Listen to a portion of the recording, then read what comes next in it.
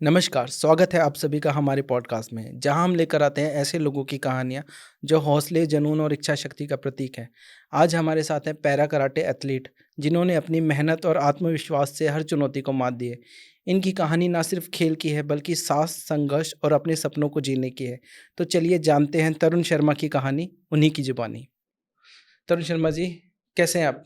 बहुत बढ़िया भैया, thank you so much. And दिल से धन्यवाद पूरी ऑडियंस का, जितने ने सपोर्ट किया, जिसकी वजह से मुझे लेट सही लेकिन मुझे मेरा मुकाम मिला। और दिल से धन्यवाद करता हूँ आप सबका, जिन्होंने मुझे चाहे थोड़ी मदद की, लेकिन मदद की। और परिवार वगैरह में सब ठीक है? बहुत बढ़िया भैया, लाइफ थोड़ी सी ट्रैक पे आ गई है। कहते हैं ना कि वो पंजाबी में बोलते हैं कि रख रब ते यकीन, दिन आउणगे हसीन। तो अब वही हो रहा है मेरे साथ। मैंने भगवान पे पूरा विश्वास रखा और आज भगवान जी अपनी ब्लेसिंग दे रहे हैं। आप भाइयों के रूप में आके मुझे सभी ब्लेसिंग दे रहे हैं। पंजाब नहीं, इवन पूरा वर्ल्ड मुझे ब्लेस कर रहा है। तो इस सब का क्रेडिट मैं आप ऑडियंस को, आप भाइयों को, मीडिया रिपोर्टर्स को, करण औजला भैया, परनीश वर्मा, कई ऐसे सिंगर हैं, कई ऐसे इन्फ्लुएंसर्स हैं, कई नए भी हैं जो मेरी सपोर्ट कर रहे हैं। तो दिल से एक बार सबका धन्यवाद करूंगा कि अगर आज आप ना होते तो आज मैं यहाँ आपके सामने ना होता। अच्छा तरुण भाई, आप फिलहाल जॉब कहाँ कर रहे हैं? अभी भैया गवर्नमेंट, पंजाब गवर्नमेंट ने मुझे डीसी रेट यानी अभी कॉन्ट्रैक्टिव बेस पे नगर निगम खन्ना में एज डिप्टी क्लर्क पोस्ट किया है। अच्छा तरुण भाई, स्टाफ के बारे में बताइए कि जहाँ आप जॉब कर रहे हैं वहाँ का स्टाफ कैसा है? स्टाफ बहुत अच्छा है, बहुत अंडरस्टैंडिंग स्टाफ है। तो बहुत अच्छी लाइफ चल रही है। मेरे ऑफिसर्स बहुत अच्छे हैं, अंडरस्टैंडिंग है, मुझे लेकर सीरियस हैं और मेरी पूरी मदद करते हैं। मुझे कुछ नहीं समझ आता तो वो समझाते हैं। और सबसे बड़ा हाथ डीसी मैम का था, साहनी मैम का, जो पहले लुधियाना के डिप्टी कमिश्नर थे, आज वो अमृतसर में है, IAS ऑफिसर हैं वो। उन्होंने मेरी बड़ी हेल्प की। उसके बाद ADC सर हैं, जो आर्मी से रिटायर हैं, मेजर हैं, उन्होंने मेरी हेल्प की। SDM खन्ना और MLA तरनप्रीत सिंह चौन, आम आदमी पार्टी, जो अब मंत्री बन गए हैं, उन्होंने मेरी पूरी हेल्प की और मुझे जॉब दिलाई, चाहे कच्चों में दिलाई, लेकिन मुझे आश्वासन दिया गया कि 2 या 3 साल में आपको परमानेंट किया जाएगा। अच्छा तरुण भाई, जहाँ आप जॉब कर रहे हैं ना, जी वो प्रॉपर्टी से रिलेटेड फील्ड है। जी जी। और वहाँ बहुत ही पंगे वगैरह होते रहते हैं, तो अभी बहुत तक आपने किसी को फोड़ा वहाँ पे? जैसे किसी नहीं, ने ऐसी कभी नौबत आने नहीं दी, क्योंकि जो मेरे सीनियर्स हैं वो बहुत अच्छे नेचर के। हाँ, एक आधी बार हो गया था, बट ठीक है, क्योंकि हर एक को नए की फील्ड को पता नहीं होता कि हम किस फील्ड में जा रहे हैं। बट मैं ब्लेसिंग हूँ कि मेरे जो EO साहब हैं, जिन्होंने मुझे वहाँ पे अपॉइंट किया, अच्छे हैं। सुपरिटेंडेंट सर अच्छे हैं, मेरे सीनियर बहुत अच्छे हैं, उनका बिहेवियर बहुत अच्छा है, वो मेरे तक आने ही नहीं देते। अच्छा, हाँ पता है, अगर आप तक जी आ गई तो आपने तो किसी को फोड़ देना है। नहीं नहीं, ऐसा नहीं है। देखिए, एक एम्प्लॉयर होने के नाते मेरा फर्ज बनता है कि सामने वाला सीनियर जितना भी जैसा भी हो, सबसे पहले मैं उसकी इज्जत करूं, क्योंकि क्योंकि वो मेरा सीनियर है। नहीं, मैं एम्प्लॉय या सीनियर की बात नहीं कर जी रहा। जी। मैं जैसे कोई होते हैं ना कि गुंडे मवाली, इस लाइन में बहुत हाँ, आते हैं। बहुत आते हैं, बट ठीक है, जब ऐसी नौबत आएगी तो हम किसी से कम थोड़ी ना, तो उनको बताएंगे कि असली पावर क्या होती है। बिल्कुल। भगवान ऐसी नौबत लाए ना। बट आज के टाइम में कुछ लोग घमंडी होते हैं, कुछ एटीट्यूड दिखाते हैं, तो कईयों को संभालना, हैंडल करना थोड़ा डिफिकल्ट होता है, बट हौली हौली आदत पड़ जाएगी। अच्छा, एक बार ना मैंने देखा था इंस्टाग्राम पे, आपने कोई लाइव स्टेटस लगाया था कि जी किसी लड़की ने आपको शादी के लिए प्रपोज किया और आप ऑडियंस से उनकी राय ले रहे थे। जी, तो वो किसी लेडीज ने मुझे प्रपोज किया था। आफ्टर उन्होंने बोला कि मैं आपसे मैरिज करना चाहती हूँ, तो मैंने ऑडियंस के लिए उसकी स्टोरी लगा दी, उसने उसके बाद ब्लॉक कर दिया। अच्छा। एक्चुअली रियलिटी बताऊँ, मैं सिंगल हूँ, ऐसा कुछ नहीं है मेरी लाइफ में। हाँ, अगर मुझे कोई अच्छी अंडरस्टैंड करने वाली लड़की मिली तो मैं जरूर उससे शादी करूंगा। अच्छा तरुण भाई, आप अपनी लव लाइफ के बारे में कुछ तो बताओ हमें। लव लाइफ देखो, लाइफ में हर एक के कुछ ना कुछ होता है, मेरे साथ भी हुआ, बट ठीक है, जो हो गया उसे एक सपना समझ के भूल जाना बेटर है, क्योंकि अगर वो सपना हकीकत में हो गया तो दिक्कत हो जाएगी। तो मैं यही चाहूंगा कि हर एक की लाइफ में problem, struggle, love, sad moment आता है और आना भी चाहिए, वहीं से झटका लगता है। बिल्कुल। तो मैंने कभी पीछे मुड़ के नहीं देखा, मैंने उसका गुस्सा अपनी गेम पे उतारा। अच्छा। और जब से मैंने हो संभाला, अपनी गेम को ही अपनी गर्लफ्रेंड माना और अपनी गेम को ही अपनी वाइफ माना, तब जाकर मैं आपके आगे बैठा हूँ। मतलब इन फ्यूचर अगर आपकी वाइफ आई तो उसको तो चिढ़ हो जाएगी क्योंकि आपके पास तो ऑलरेडी पहले ही एक वाइफ है। हाँ वो हो सकता है, बट रियलिटी बताऊं, जो मेरी कराटे में फील्ड है, इसी ने मुझे सब कुछ दिया है। और मैं यही चाहूंगा कि जो भी मेरी आगे लाइफ पार्टनर बने वो मुझे अंडरस्टैंड रखे, ना कि मुझ पे डाउट करे, मुझ पे कुछ ऐसा करे। मैं सिर्फ यही चाहता हूँ कि जो मेरी गेम है वो इन फ्यूचर मेरे आगे ही बढ़े, ना कि उसी जगह रुक जाए। सो मैं ऐसी लड़की ढूंढूंगा जो मुझे अंडरस्टैंड करे। जब मैं उसके साथ टॉक करूं तो बेटर टॉक हो, अच्छा कोऑर्डिनेट हो, ना कि लड़ाई झगड़ा हो। इसीलिए मैं जल्दबाजी नहीं कर रहा। अच्छा, मुझे लगा आपको भी कोई कराटे चैंपियन चाहिए होगी। नहीं नहीं, ऐसा कुछ नहीं है। देखिए, मुझे सिंपल भी चलेगी, मुझे जो भगवान ने लिखा होगा वो मेरे घर में आ जाएगी। बट मैं वादा करता हूँ कि उसे ये महसूस नहीं होने दूंगा कि वो गलत घर में आ गई, क्योंकि देखो सामने वाले ने भी अपनी बेटी को किसी पराये घर में भेजना है। अगर मैं उसकी रिस्पॉन्सिबिलिटी नहीं लूंगा तो कौन लेगा? बिल्कुल। एक लड़की अपना घर बार छोड़कर आपके ट्रस्ट पे आपके पास आ रही है तो उसके लिए आप ही सब कुछ हो। तो हम मेरी भी रिस्पॉन्सिबिलिटी रहेगी कि मेरी तरफ से कोई कमी ना रहे। अच्छा तरुण जी, जरा अपना दिनचर्या के बारे में बताएंगे। हाँ, दिनचर्या में आपको बताता हूँ। सुबह मॉर्निंग टाइम में उठता हूँ 5-5:30 बजे, क्लास होती है। उसके बाद सब्जी मंडी का काम होता है। देखिए, मैं एक रियलिटी बात बताऊंगा कि मैं अपने पिछोकड़ यानी पीछे बैकग्राउंड से टूटा नहीं हूँ। जॉब मिलने के बाद भी मैं आज भी सब्जी बेचता हूँ, मेरा भाई बेचता है, और ये कंटिन्यू पूरी लाइफ चलेगा। उस चीज ने मुझे पूरी जिंदगी खिलाया। मेरे पेरेंट्स की पूरी जिंदगी उस चीज पे निर्भर थी। मैं उसे नहीं छोड़ूंगा, चाहे मैं जितनी मर्जी ऊंचाइयों पे चला जाऊं, लेकिन वो मेरे लिए आज भी वही है और कल भी वही ही रहेगी।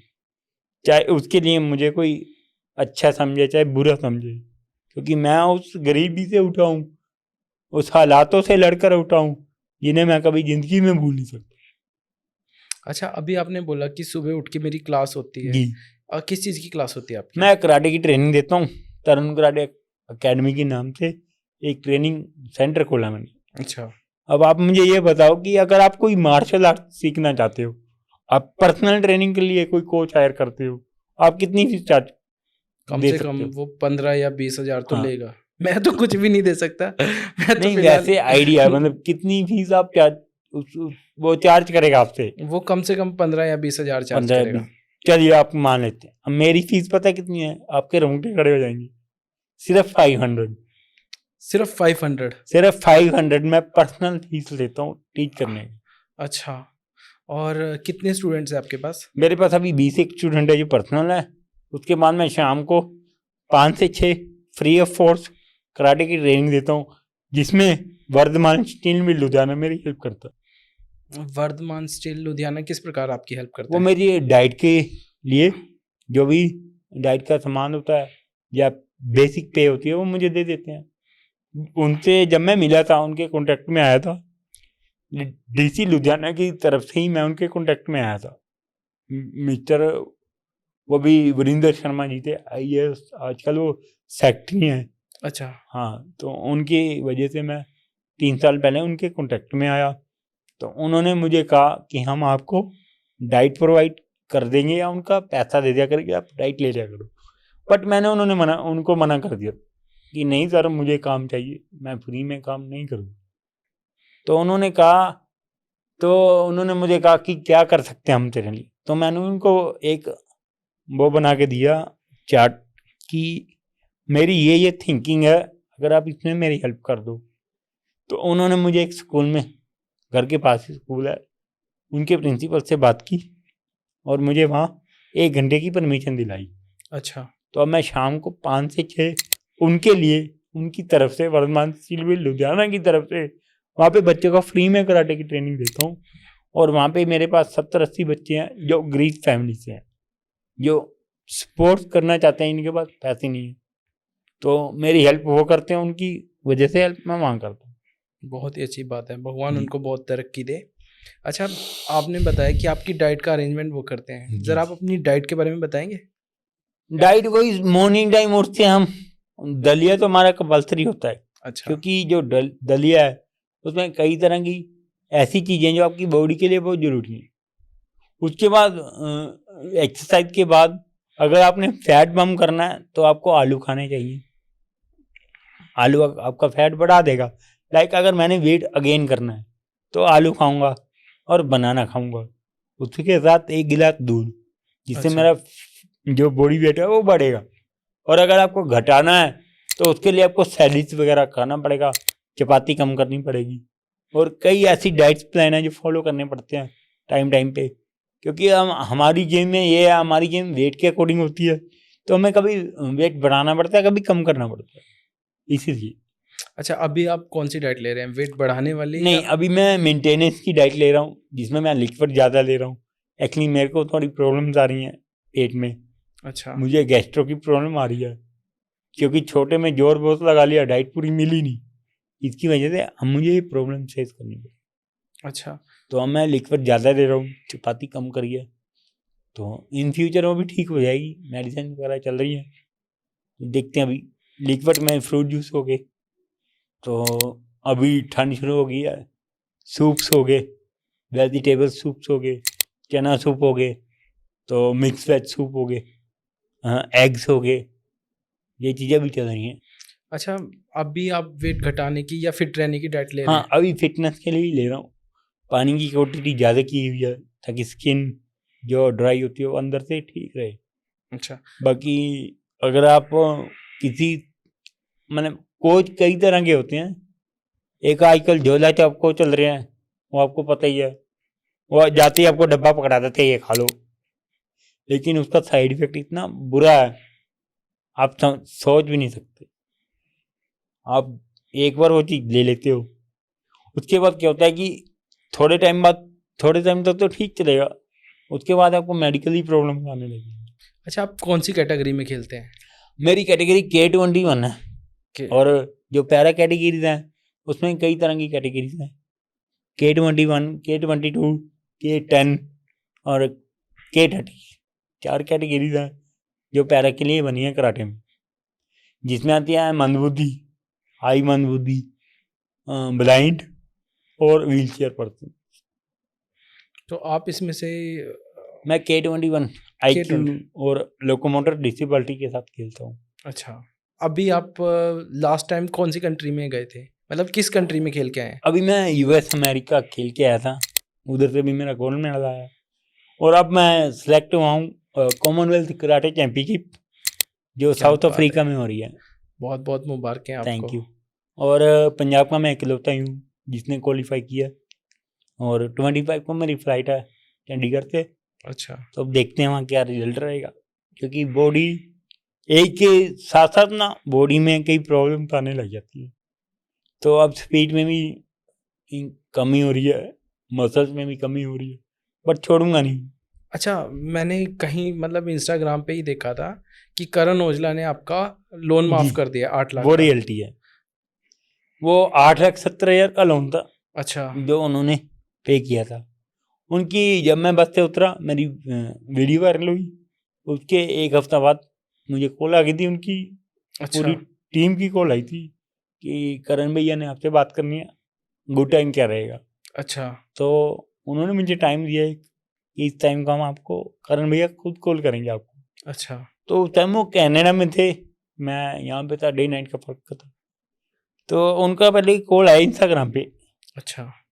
नेटवर्क थोड़ा डाउन था, तो मैं आखिर इतना बड़ा सिंगर है, मैं थोड़ा घबरा रहा था। मैंने यार मैं अगर मुंह से कुछ गलत ना निकल जाए। तो हुआ क्या कि सिग्नल डाउन था। फिर उन्होंने मुझे अपने ब्रदर के नंबर से कॉल किया, कनाडा के। मैंने बात की, उनसे बात हुई, अच्छी बात हुई, बॉन्डिंग अच्छी थी। उन्होंने कहा कि कितना मतलब रह गया है। तो मैंने उनको बताया कि NRI ब्रदर्स ने इतने इतने ऐसे ऐसे करके दिया था उनको, तो उसमें से 8,70,000 मेरा रह गया। तो उन्होंने बोला कि अब तो आपने ले लिया जो लेना था, इसके बाद अब आप 1 रुपया फंड नहीं लोगे। कोई बात नहीं भैया, नहीं लूँगा, कोई बात नहीं। कह रहा आप पूछोगे नहीं क्यों? मैंने क्यों भैया? कह रहा कि बाकी सब मैं पे। अच्छा। तो मेरी आंखें भर गई। मैंने कहा वाकई इस दुनिया में हम कहते हैं ना भगवान ही है, भगवान अपने रूप में नहीं आते। उन्होंने मेरी हेल्प के लिए करण भैया को भेजा और उन NRI ब्रदर्स को भेजा जिन्होंने मेरी हेल्प की। तो उन्होंने बोला कि मैंने इनको बोला, मैंने कहा भैया आप पहले वेरीफाई कर लो, मैं कोई झूठ नहीं बोल रहा, इतना ही है। कह रहे कोई बात नहीं, आप अकाउंट नंबर भेज दो, जो जिस बैंक में किस्त जाती है वो हम खुद कर लेंगे। तो ऐसे ही हुआ। अगले दिन उन्होंने वेरीफाई किया, 1.5 घंटे में उन्होंने पैसे डाले, मुझे कॉल आ गया कि जाके अपन साइन करो, लोन अच्छा। क्लोज हो गया। और मैंने उनसे बात की, मैंने कहा भैया आपका दिन से धन्यवाद। वो कह रहे कि बेटा भाई, उन्होंने बोला भैया कोई प्रॉब्लम नहीं है, मेरी तो उस वाहिगुरु ने ड्यूटी लगाई थी, मैंने तेरी मदद कर दी। अच्छा। तो ऐसे डाउन टू अर्थ हैं भैया जिन्होंने मेरी हेल्प की। और उसके बाद फिर परनीश भैया से बात हुई, परमीश वर्मा। परमीश वर्मा जी, उनके अच्छा। मैनेजर के थ्रू। उनके मैनेजर भी बहुत अच्छे हैं, तो उनका भी चंडीगढ़ में ही हेड ऑफिस है। अच्छा। तो उन्होंने मेरी बात करवाई। उसके बाद मुझे राघव का फ़ोन आया, राघव जी यार, उनका मैसेज आया इंस्टाग्राम पे कि आप अच्छा कर रहे हो, आप करते रहो, कहीं ना कहीं सक्सेसफुल होगे लाइफ में। फिर विशाल अदनानी का फ़ोन आया, मैसेज आया इंस्टाग्राम। विशाल ददलानी। हाँ जी। अच्छा। उन्होंने कहा कि कंटिन्यू ब्रो, आपको देख के और भी एक इंस्पायर हो रहे हैं। तो ऐसे करते करते कईयों के कॉल आए। सलमान खान की टीम में से भी एक का मैसेज आया था कि हम आपको शो पे बुलाएंगे, बट चलो उनकी लाइफ बिजी है, कहीं ना कहीं उन्होंने, बट अभी दोबारा कांटेक्ट में आ रहे हैं। अब देखते हैं, बाकी भगवान की कृपा रही तो ठीक रहा, सब कुछ अच्छा रहा। और इस बीच में 2 भाई ऐसे हैं जिन्होंने दिन रात मेरी मदद की, जिन्होंने धरने लगाए मेरे लिए। ईशनप्रीत सिंह जी चंडीगढ़ के हैं, युवा नेता। उसके बाद लुधियाना के हैं गौरव यादव जी, उन्होंने मेरी बहुत हेल्प की। तो कई और भी नाम हैं जो मेरे साथ बैठे थे। मैं अब सबके नाम नहीं ले सकता, लेकिन हाथ जोड़ के सबको इकट्ठा जरूर कर दूंगा कि मुझसे अगर आपका किसी का भी नाम छूट गया, मैं दिल से माफ़ी मांगूंगा और दिल से आपका धन्यवाद करता हूँ कि अगर आप आज ना होते तो मैं वहीं मिट्टी रह जाता, मेरा नाम गुमनाम रह जाता। तो उसमें सबसे बड़ा हाथ जो है जो मेरी लाइफ में, वो है मीडिया पर्सन का, आप जैसे भाइयों जिन्होंने मेरी पॉडकास्ट की शुरू की, मुझे लाइव टीवी पे दिखाया, जिन्होंने मेरी रिपोर्टिंग की, मेरे सिटी के लखविंदर जी हैं, लक्की जी, जिन्होंने मेरा शूट लिया बस से उतरते हुए, उनका मैं दिल से धन्यवाद करता हूँ। अच्छा, अभी मैंने देखा आप किसी शो में भी गए थे। हाँ, मैं फुकरा इंसान है, अच्छा। उनके शो में गया। उनका मुझे कॉल आया था कि आपकी बात चल रही थी, तो हमें पता लगा, तो हम आपको यहाँ पे बुलाना चाहते हैं। तो मैं गया, उनसे बात की, उन्होंने मुझे अच्छा, बट उनकी गेम थोड़ी डिफरेंट है तो थोड़ी समझ नहीं आई, बट ठीक है। उन्होंने मेरी इतने बड़े प्लेटफॉर्म पे मुझे इनवाइट किया, वही मेरे लिए बड़ी बात है। जीत हार तो मायने नहीं रखती। जीत हार मायने नहीं रखती, ये बिल्कुल है, खेलना जरूरी है, जी, हार जीत तो खेलना चलता जरूरी रहे। और सबसे बड़ी बात कि उन्होंने एक डिसेबल्ड को मौका दिया, नहीं तो आज के टाइम में कोई डिसेबल्ड को कहाँ चांस देता। बिल्कुल बिल्कुल। मैं दिल से धन्यवाद करता हूँ फुकरा इंसान और उनकी पूरी टीम का कि उन्होंने मुझे बुलाया और दुनिया को दिखाया कि हम भी वो कर सकते हैं जो आप कर सकते हो, हम भी वही गेंद उठा सकते हैं जो आप उठा सकते हो। तो उनकी भी बॉन्डिंग अच्छी रही, अब देखते हैं बाकी। अच्छा, फुकरा इंसान का शूट कब हुआ था और कहाँ हुआ था? उनका मैं भी आज से 1.5 महीने पहले अच्छा न्यू दिल्ली में हुआ था शूट। अच्छा। तो उन्होंने वहाँ इन्वाइट किया था, मैं वहाँ गया उनके पास। बहुत अच्छी है उनकी टीम मेंबर, बहुत अच्छे हैं और खुद एक अच्छे हैं इंसान है, हेल्प करते सबकी। और इसकी इनमें मुझे मिलवाया था बॉक्सर भाई हैं वो राठी, अच्छा, सुनील राठी नाम है, सुनील राठी। उन्होंने मुझे मिलवाया था। और मेरे को शो के बारे में पता नहीं है ज़्यादा, थोड़ा बहुत वहाँ का एक्सपीरियंस कैसा रहा? जैसे कि किसी से लड़ाई भी हुई होगी आपकी वहाँ पे ज़रूर शायद। ऐसी तो लड़ाई वाली तो कोई बात नहीं हुई, बट वहाँ पे ये था कि वहाँ पे 10 बॉल्स होती हैं। अच्छा उसमें 10 बॉल में 5 किलर बॉल होती हैं अच्छा। और 5 होती हैं जिसमें कैच होता है।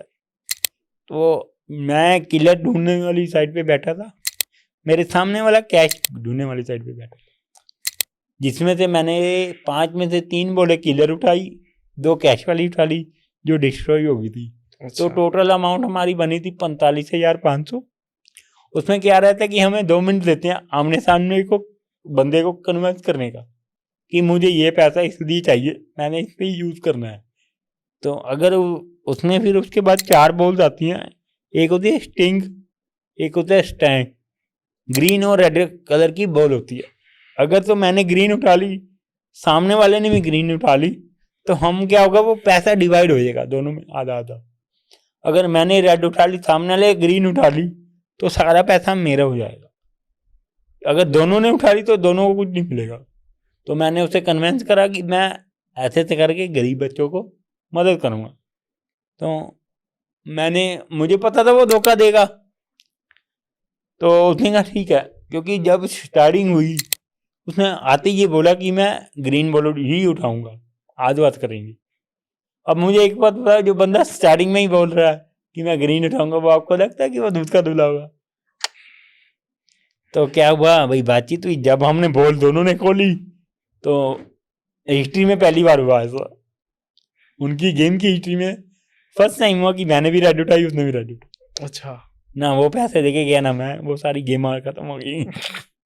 चलो बहुत अच्छी बात है कि कभी कभी ड्रॉप भी हो जाता है मैच, है ना? पता क्या भैया, देखो जीत हार लाइफ का पहलू है, बिल्कुल इंजॉय करके खेलना चाहिए। बिल्कुल। बहुत कुछ सीखने को मिला वहाँ जाके अच्छे अच्छे लोगों को मिला, इंडस्ट्री के लोगों को मिला, हाई लेवल के जो थे उनसे मिला, खुद बुकरा इंसान भैया से मिला। उनको पता है मेरे बारे में, मैं जैसे ही गया उन्होंने मेरे को किया, उन्होंने मिला कि वाह भाई आप आए, बहुत अच्छा लग रहा है, आप बैठ के मिल के खेलते हैं। अच्छा, अभी आप भगवंत मान से भी मिले थे कुछ महीनों पहले या सालों पहले, है ना? मैं 2 बार मिला उनसे। अच्छा। बहुत नाइस पर्सनैलिटी है, अच्छा, अच्छे हैं। सीएम बनने के बाद वो पहले जैसे ही है, मजाकिया स्वभाव हाँ, है? स्वभाव उनका मतलब देखो वो एक हाई लेवल है, ठीक है। उनकी लाइफ 2 होती हैं, एक सीएम की लाइफ अलग होती है, एक उनकी लाइफ अलग होती है।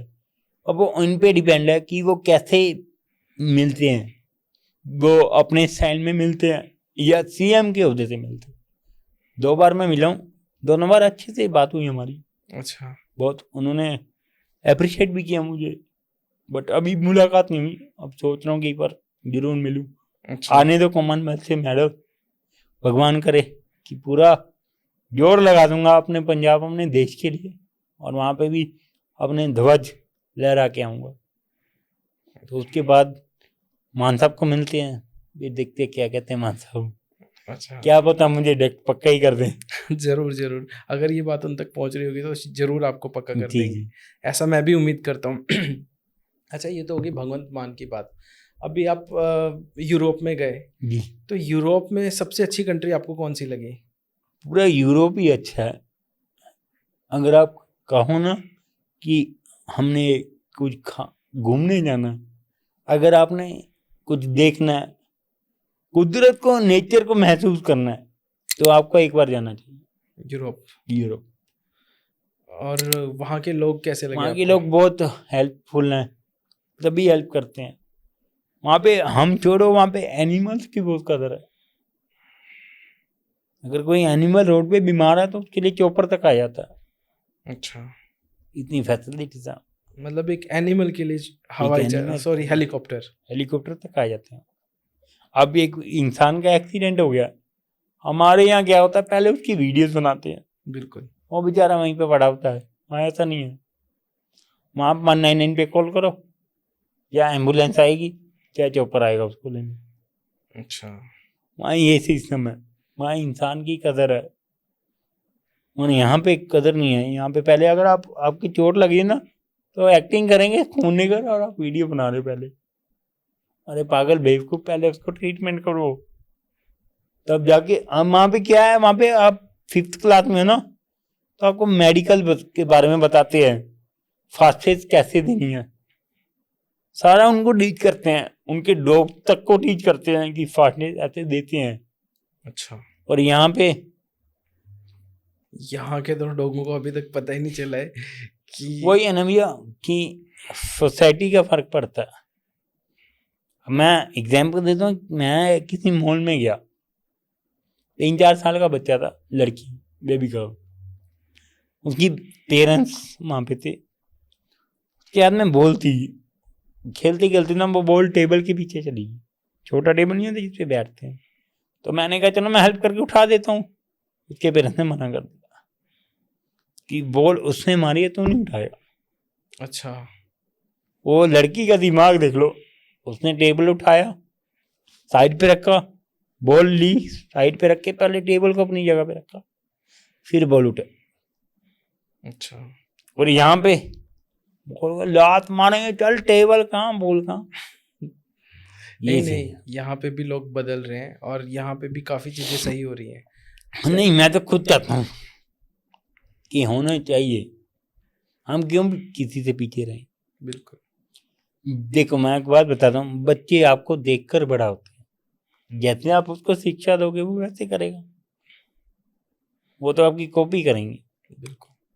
अब बच्चा पैदा होता है, वो पहले माँ की कॉपी करता है, माँ को देख के वो बड़ा होता है, फिर वो माँ बाप को देख के बोलना सीखता है। और क्या होता है, जब वो 4-5 साल का हो जाता है उसको स्कूल में भेज देते हैं। स्कूल में क्या करते हैं, हम कॉपी करते हैं, जो टीचर कराती है वो हम कॉपी करते हैं। ऐसे ही जिंदगी चलती। अब एक बच्चा है, बेबी बोर्न है, 1.5 साल का है, वो रो रहा है, उसकी माँ आजकल क्या करती है, उसको फोन की लत लगा देती है, ले बेटा तो फोन देख मैं काम करती है। वो गलत है। अब उसको वहां से लत लगी तो वो क्या लगता है कि आप बड़े होके वो छोड़ देगा। आज ये हो रहा है कि अगर बच्चे का हर किसी कराऊं जागी ना, हाय मेरा बेटा चलो डॉक्टर के पास चोट लग गई। पहले क्या होता था, कोटे से गिर जाता था तो भी कोई परवाह नहीं होती थी। बिल्कुल। कहीं ना कहीं बच्चों के प्रति पेरेंट्स का जो रुझाव कम हो रहा है। पहली वाली बात नहीं है जो होनी चाहिए थी। स्पोर्ट्स से दूर कर दिया, मोबाइल आ गया, टेक्नोलॉजी आ गई, बच्चे स्पोर्ट्स क्या करेंगे। वो फुटबॉल और क्रिकेट ही वो टीवी पे खेल लेते हैं, क्या करेंगे बच्चे। और यही चीज उनको कमजोर कर रही है बहुत मेंटली। अब मैंने पीछे एक न्यूज़ देखी थी, पता नहीं इधर बिहार साइड का एक लड़का था, वो पबजी खेलता खेलता पबजी की तरह ही रिएक्ट करने लग गया। ऐसे उसको बहुत। मेंटली इतना वो उसके ऊपर हैवी हो गई गेम, जब वो हॉस्पिटल में था तो उसी की तरह हरकतें कर रहा था। अब इससे बड़ी एग्जाम्पल क्या होगी हमने हमारी। हाँ, ये मोबाइल जो है ये ब्रेन पे इफेक्ट तो कर रहा है, ये मैंने किसी आर्टिकल में भी पढ़ा था। अब देखिए चाइना है, चाइना एडवांस है हर एक चीज में, क्योंकि वहां पे हर एक चीज का एक सिस्टम बना के रखा है उन्होंने। अगर उन्होंने गेम खेलनी है 1 घंटा, स्टडी करनी है तो उसका टाइम अलग है, स्पोर्ट्स करनी है उसका टाइम अलग है, सोना है उसका टाइम अलग है। छोटे छोटे बच्चे इतने डिसिप्लिन में हैं कि अगर वो अपना काम खुद करते हैं, जो 18-19 साल का बच्चा करता है वो खुद करते हैं। खाना खाना है तो खाना पड़ा हुआ है, उठाया, गरम किया, खा लिया, बर्तन धो दिए अपनी जगह। और यहाँ पे भगा के मारा, ये मम्मी पानी, चल फेंक दिया। ये रियलिटी हो रही है। कब सुधरेंगे? Top best India top list में आता है। आप फॉरेन चले जाओ ना, किसी फॉरेनर का पूछो कौन सी कंट्री बेस्ट लगती है, इंडिया का नाम लेगा। इंडिया को संभालने वाला भी तो कोई चाहिए। बिल्कुल। इसको आप मैं मिलकर संभाल सकते हैं। शुरुआत करने की जरूरत है। कोई शुरुआत करेगा तो सभी लाइन शुरू हो जाएगी। अच्छा, आपने चाइना की बात की, तो चाइना और मार्शल आर्ट बहुत डूंगा रिलेशन। आपको पता है मार्शल आर्ट इंडिया की है में बोधि रमन अपने इंडिया के थे जिन्होंने इसकी शुरुआत की।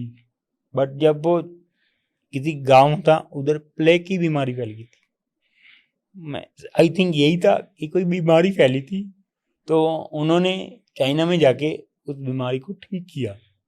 तो चाइना वालों ने क्या किया, उन्होंने सोचा कि अब तो ये चले जाएंगे यहाँ से, तो हमारे यहाँ पे फिर दोबारा से वही बीमारी ना आ जाए। तो उनको उन्होंने जहर देके वहीं पे अपने वहाँ उनकी समाधि बना दी। अच्छा। ऐसी उन पे फिल्म भी आई है एक, बोधि रामन। अच्छा। यहाँ तक वो फिल्म में इतना ही दिखाया गया कि वहाँ उनको पता लग गया था बोधि जी को कि इन्होंने मुझे जहर दिया और मैं अब शरीर छोड़ रहा हूँ। तो जो असली मार्शल आर्ट्स हैं उसकी शुरुआत इंडिया से हुई थी, ऐसा उस फिल्म की हिस्ट्री में बताया गया। मतलब शाओलिन टेम्पल इंडिया में होता अगर बोधि धर्मन इधर होते तो। जी बिल्कुल। जो शाओलिन टेम्पल है, अगर बुद्धा यहीं पे, अब वो बुद्धा को पूछते हैं, बुद्धा का मीन शांति का प्रतीक। अब बुद्धा जब उनको ज्ञान हुआ था तो वो बिहार में बैठे हुए थे पेड़ के नीचे, यंग अवस्था में। गया जी पे, वहां पे उनका स्थान है जहाँ पे उनको ज्ञान की प्राप्ति हुई थी। अब उनको इसलिए पूछते हैं क्योंकि बुद्धा एक उनके लिए सच्चाई का प्रतीक है, शांति का प्रतीक है। जैसे हम अपने हिंदू रिवाज में हिंदू को पूजते हैं, देवी देवताओं को पूजते हैं, वैसे वो बुद्धा को पूजते हैं। ये अकेला चाइना में नहीं पूजते, थाईलैंड, कई और ऐसी कंट्रियां हैं जहाँ पे बुद्ध रिलीजन अभी भी है जो बुद्धा को मानते हैं। अच्छा, भारत में किस राज्य में सबसे ज़्यादा मार्शल आर्ट सीखी जाती है? सीखी तो सबसे ज्यादा देखो कई स्टेट में सीखी जाती है। हम ये नहीं कहेंगे कि भारत में एक स्टेट में सीखी जाती है। मार्शल आर्ट के कई पहलू हैं। लाइक एक एग्जांपल, एक पेड़ की टहनी है, उसके कई पत्ते हैं। वैसे मार्शल आर्ट अगर आप पंजाब में देखो तो गतका, आप इधर केरला साइड चले जाओ तो वहाँ तो लकड़ियों से करते हैं। कथक, कन्नड़ पता नहीं आते, कोई नाम है गेम का, अभी याद नहीं आ रहा एग्जैक्ट। तो उनका मार्शल आर्ट अलग है। महाराष्ट्र में आ जाओ तो वहाँ पे अलग है मार्शल आर्ट, और राजस्थान में आ जाओ वहाँ पे मार्शल आर्ट अलग है। लेकिन डाली एक है, पत्ती अलग अलग है। जो हमारी स्पोर्ट्स मार्शल आर्ट हैं इसमें 5 तरह की आती हैं: kick boxing, karate, taekwondo, jujitsu, judo. इनको मिला के कराटे बनते हैं जिसे हम खेलते हैं। अच्छा, आपने जुजित्सु की बात की, ये क्या होता है? मतलब इसमें क्या? ये जूडो का एक पार्ट है जिसमें उठा के मारना होता है। अच्छा। फ्री स्टाइल खेलते हैं वो। जैसे जूडो में स्टैंडिंग नहीं अलाउड, जुजित्सु में सब कुछ अलाउड है। इसमें लॉक्स लगाने पड़ते हैं जुजित्सु में। अच्छा, एक बार आपने इंस्टाग्राम पे पोस्ट डाला था कि आप कोई मुहिम शुरू कर रहे हैं, जी, मैं अभी घर घर शहर शहर गाँव गाँव मुहिम चोरी कर रहा हूँ।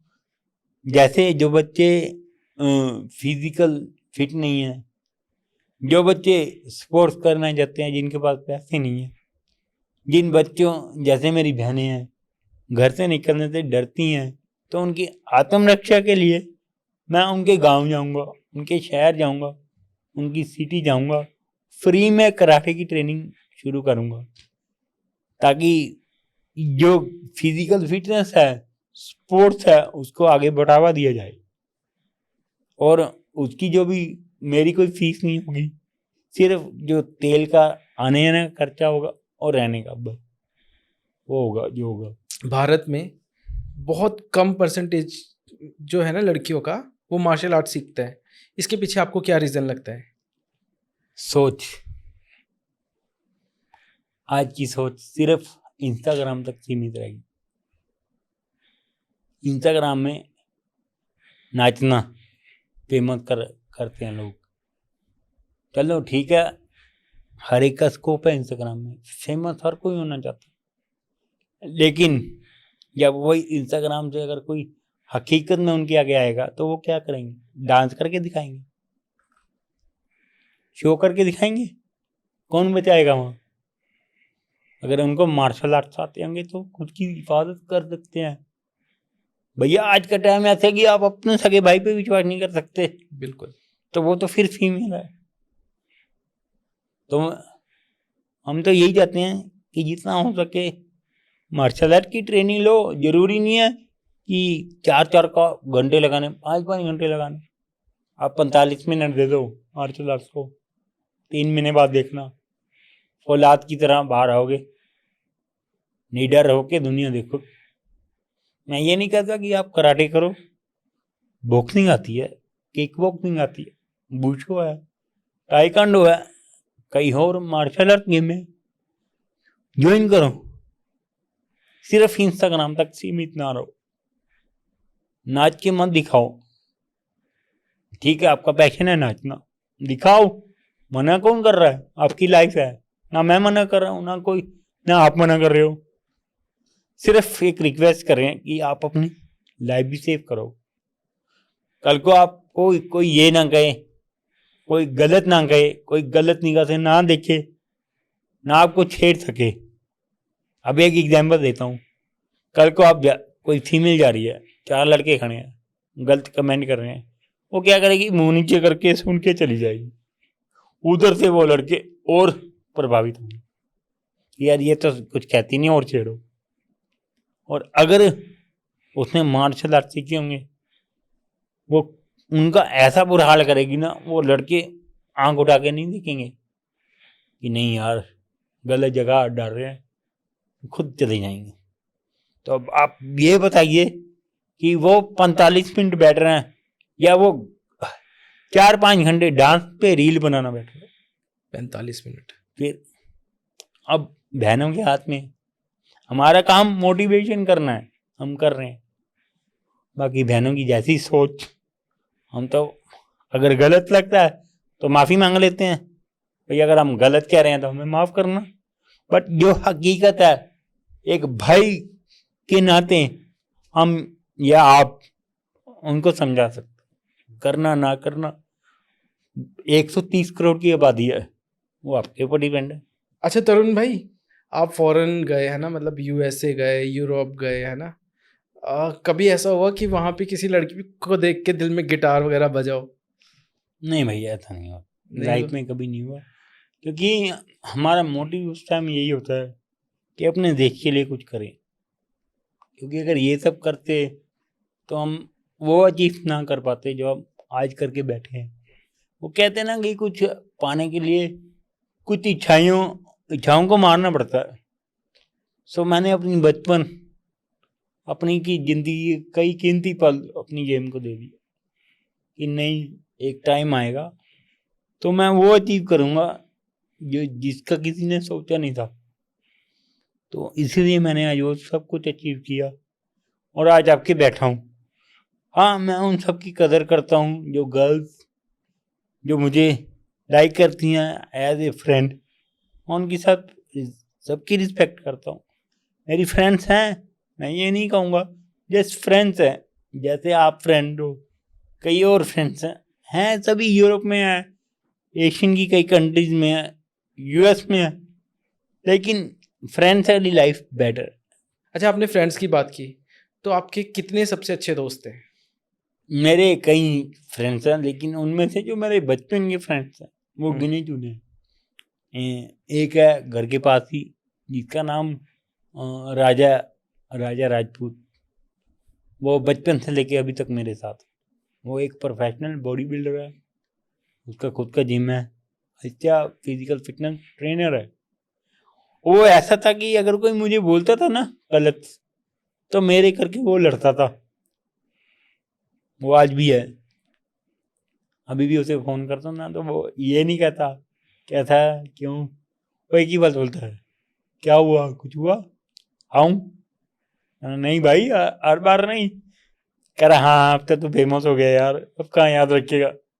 नहीं, मैंने कहा जिंदगी जब जब तक जिंदगी है तब तक तेरे साथ में, जिस दिन चले गए कंधा देने आ जियो। ऐसे है मेरे यार। अच्छा, एक राजा हीरा, बस आपका एक ही दोस्त है? और भी हैं कई जो दोस्त, जो जैसे एक गुरिंदर है, वो भी कराटे का प्लेयर है बहुत अच्छा, वो आजकल यूके में है। अनुराग है, मनप्रीत सिंह है, और कई और हैं। वरुण है मेरे कोच का लड़का, और उनका लड़का मानव जोशी है। कई और हैं मेरे खुद के स्टूडेंट हैं, इनको मैं छोटे भाई की तरह टीच करता हूँ। विक्की है, पीयूष है, उमेश, कई और हैं। अच्छा, इनमें सबसे मजाकिया और सबसे गुस्से वाला कौन? जैसे होता है ना, दोस्तों की कैटेगरी होती है, कोई देवदास होता है, कोई वो सबके रूप मेरे में ही है, मैं ही हूँ। अच्छा, मैं हंसता भी हूँ, इनको हंसाता भी हूँ, मैं सैड भी हो जाता हूँ, देवदास भी बन जाता हूँ। देवदास, हाँ। तो वो यही बेचारे मुझे संभालते हैं। एक और है, वो तो बहुत खतरनाक है, उसका नाम ही ओझला है, क्या नाम है? अमृत ओझला। अच्छा। तो उसने तो मेरा ठेका ही लिया हुआ है। वो शुरू से लेके अब तक उसने सभी को बोल रखा है कि अगर मेरे कोच को कुछ होता है तो मैं दुनिया हिला दूंगा। अच्छा। वो बहुत तगड़ा रेसलर है, अच्छा। पहलवान नहीं कहते जिसे, वो है वो ऐसा है कि पेरेंट्स भी, पापा भी उसके कॉमनवेल्थ चैंपियन है पहलवानी में, उसकी मदर है वो भी अच्छे हैं, हाउस वाइफ है। तो कुल मिला के यानी मेरी लाइफ में ऐसे भी लोग हैं जो, जिनको एक फोन करूं तो वो बेझिझक मेरे पास आ जाएंगे। सुमित जसल भैया हैं, उनका भाई है, वो खुद बॉडी गार्ड है उसके अपने हनी सिंह भैया के। हनी सिंह। हाँ, अच्छा। सुमित जी उनका नाम है। कई ऐसे इंसान हैं जो मेरी मदद करते हैं। उन्हें कुल मिलाकर ऑल ओवर सभी मेरे प्रति अच्छे हैं।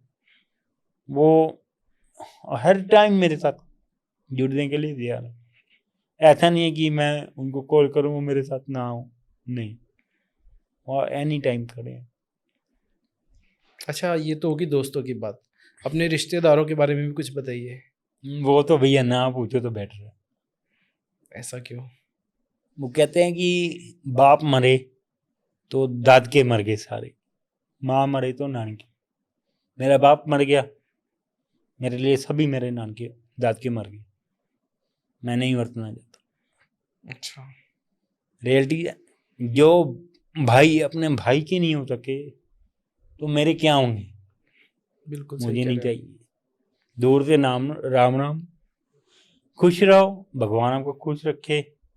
मेरी लाइफ मेरी फैमिली में इंटरफेयर मत करना, उसका अंजाम बहुत बुरा होगा, मैं वो पहले ही बोल देता हूँ। अच्छा, आपके आगे लाइफ में मोटिव्स क्या है? मोटिव खुद की तरह स्पोर्ट्स में आगे बच्चों को लेके जाना, जितना हो सके अपने पंजाब अपने देश की सेवा करनी।